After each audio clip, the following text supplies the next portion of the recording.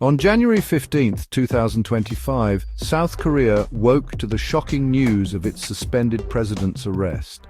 The nation was in disbelief as the news spread like wildfire. Yoon Suk-yeol, once a symbol of hope and reform, had become a lightning rod for controversy and division.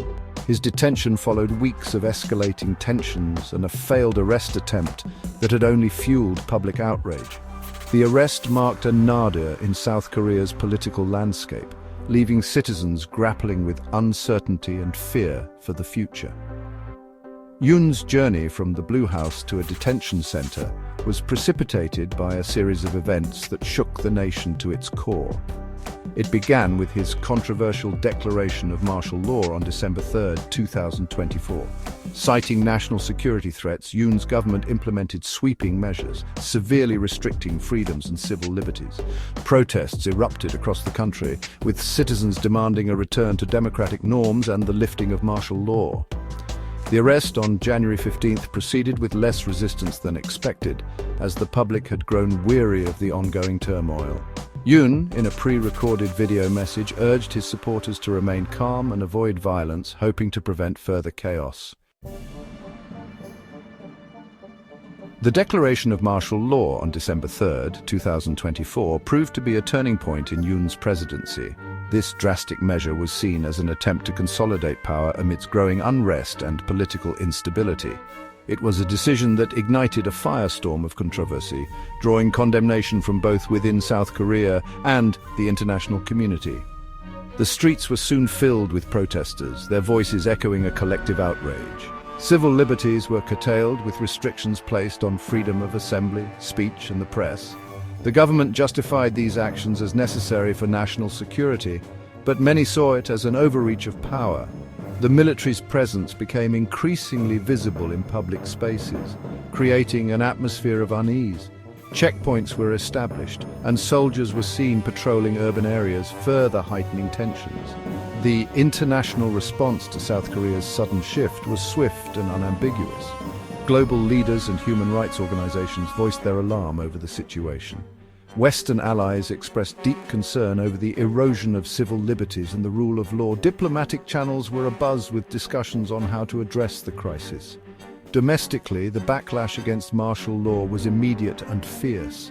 Citizens from all walks of life took to the streets, demanding an end to the authoritarian measures. Opposition parties denounced the move as a coup d'etat and called for Yoon's resignation. They argued that the president had betrayed the democratic principles of the nation.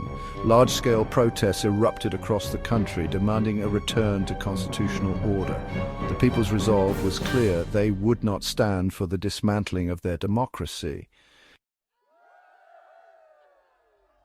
At the heart of the legal battle surrounding Yoon Suk-yeol is the accusation of insurrection. The Corruption Investigation Office alleges that Yoon's actions, particularly his declaration of martial law, constitute an attempt to overthrow the constitutional order. Yoon has vehemently denied these charges, asserting his innocence and framing the investigation as a politically motivated witch hunt. His legal team argues that the Corruption Investigation Office has overstepped its mandate. Yoon's supporters view the charges as fabricated and politically motivated. Yoon's detractors argue that the insurrection charges are both necessary and justified. The arrest of Yoon Suk-yeol has deepened the already existing political fissures in South Korean society, creating a wave of public outcry and intense debate. On one side of the divide stand Yoon's supporters, united by their belief in his innocence and their distrust of the current government. They argue that his arrest is a blatant misuse of power. They view the arrest as a politically motivated attack on a leader who dared to challenge the status quo, and they are determined to fight back. For Yoon's detractors, his arrest is a victory for democracy, a testament to the principle that no one is above the law. They see it as a necessary step to uphold justice. They view his actions, particularly the declaration of martial law, as a betrayal of the public trust and a dangerous overreach of authority. The stark polarization that has come to define South Korean politics poses a significant challenge to the country's future, raising questions about unity and governance. The arrest of Yoon Suk-yeol has plunged South Korea into uncharted territory, leaving its political future hanging precariously in the balance. The immediate challenge facing South Korea is navigating the legal process surrounding Yoon's case. His impeachment trial, already underway, has been further complicated by his arrest. Beyond the legal battle, South Korea faces the daunting task of healing the deep divisions laid bare by this crisis. The polarization within society threatens to undermine the very fabric of South Korean democracy. The world is looking to see if South Korea can navigate this crisis and emerge as a stronger, more resilient democracy.